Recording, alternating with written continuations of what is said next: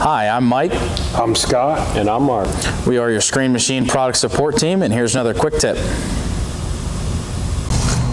Today's quick tip of the day, we're going to learn how to check and add DEF fluid to a 4043T or TR.